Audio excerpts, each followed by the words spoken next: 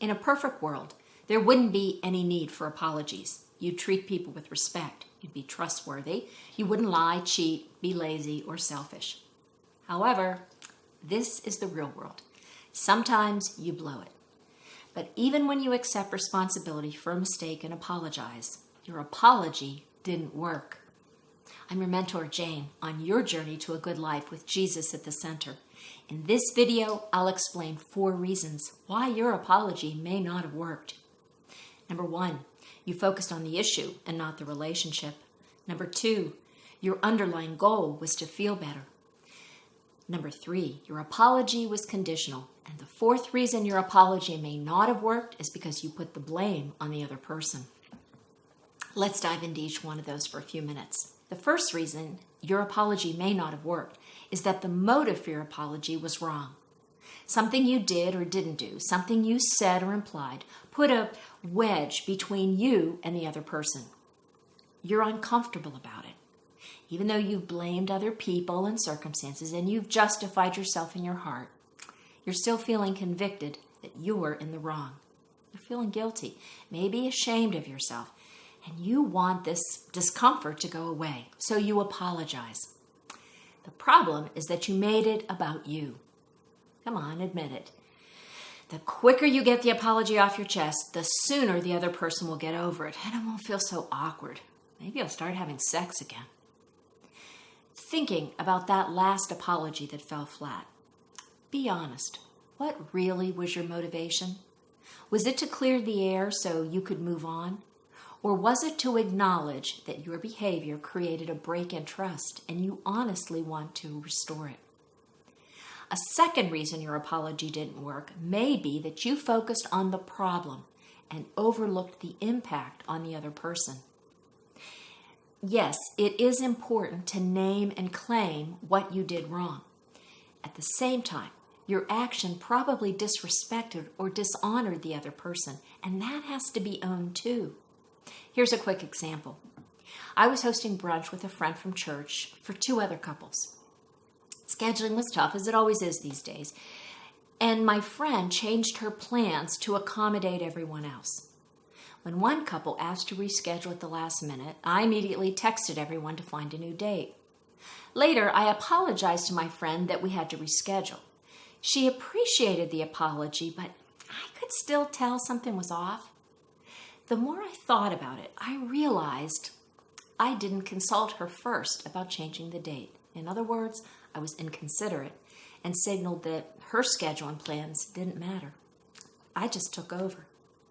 I should have said, I'm really sorry I was inconsiderate and didn't talk to you before rescheduling brunch. That wasn't fair to you. It's important to see beyond your behavior to the person your behavior affected. Being sensitive to the other person and not just the issue will make a big difference in the impact your apology makes. A third possible reason your apology didn't work is that you made it conditional, meaning you really didn't fully accept that you did something wrong. Here's how that sounds. I'm sorry if I embarrassed you. You know you embarrassed your husband. So what's with the big if? That's what I call a conditional apology. In other words, I wasn't really convinced that I really embarrassed him, so I'm not fully owning up to it with this apology. And by the way, that kind of apology usually means you're thinking that your husband wouldn't be embarrassed if he wasn't so sensitive. At first, it can sound like a good apology. It's the if that makes it conditional, meaning you haven't accepted responsibility and you can't be sorry for something you're not taking responsibility for. Are you seeing how apologies don't work when your motivation is wrong? You don't acknowledge the damage your behavior caused, or you wimp out and allow yourself wiggle room that you really didn't do anything wrong. Which leads me to one more reason number 4, why your apology probably didn't work. I've got to admit, from personal experience, this is the one that drives me up the wall in no time flat. It's what I call a dirty apology, and it goes like this. After ignoring me at a party all night, a former boyfriend would apologize and say, "I'm sorry you're upset." When we were going through relationship counseling, he turned to me and said, "I'm sorry I can never please you." Ooh, you know what I mean? Not only were those not apologies, they were insults and infuriating. A good apology doesn't point the finger at the other person.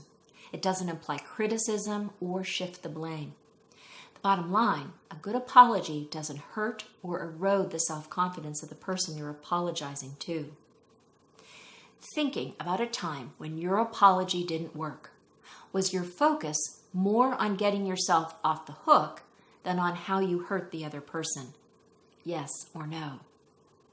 Did your apology leave out how your behavior hurt, embarrassed, diminished, or dishonored the other person? Yes or no? Was it a conditional apology? Yes or no? Was it a dirty apology? Yes or no? If you answered yes to any of those questions, now you know why your apology probably didn't work, and you know what to do about it. It's almost never too late to go back and fix an apology, and here's what that might sound like. "Nina, I didn't do a good job apologizing to you for when I talked about your son. I was wrong to share something private about your family. I broke your trust and I hurt you. I'm very sorry. I hope you will forgive me. Despite what I did, you and our friendship mean the world to me. If there's any way I can make it up to you, I want to know." We're not perfect. We're going to screw up. When we do, and we owe someone an apology, let's do it right. You can transform even an apology that didn't work into one that makes a difference in your most important relationships. I'm your mentor, Jane. Check out these videos to develop the mindset, skills, and habits that lead to a good life with Jesus at the center. Thanks for watching.